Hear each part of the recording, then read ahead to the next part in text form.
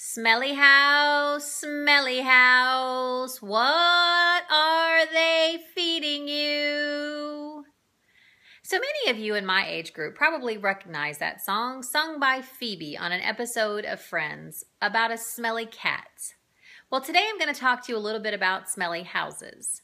You know, there's a lot of information out there about preparing your home for the market, including ways to improve your curb appeal, how to scale back your personal effects, and neutralize your color palette, and that's all well and good information. But very little is talked about when it comes to smelly houses.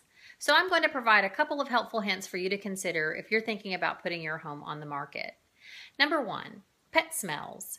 If you have pets, and I'm an animal lover, so if you have pets, you want to make sure you get your carpets professionally cleaned, including the upholstery, before you put your home on the market. And if at all possible, make sure you vacuum the floors and brush down any pet hair that may appear on your furniture before every showing, because that can be offensive to most buyers. Number two, if you like to cook and you use strong spices such as curry or cumin, you might want to consider cooking later in the evening or wait until your home is sold, because cooking smells in particular can be very offensive to buyers. Number three, artificial fresheners such as candles, aerosols, plug-ins, anything of that nature can be very off-putting to people who have sensitivities or allergies. So you might want to consider opening a window prior to a showing, or use those reed diffusers that diffuse fragrance in the air if you must have something in your home. And lastly, smelly teenagers.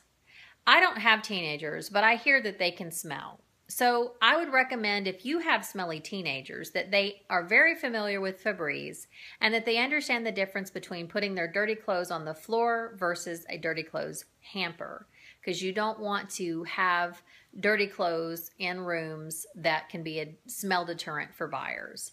So I hope those were all helpful hints for you. Remember, no one likes a smelly cat, no one likes a smelly dog, and certainly no one likes a smelly house.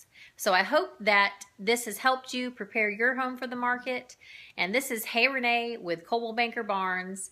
If you have any comments or questions, my information is below. I'd love to hear from you. Thanks for listening.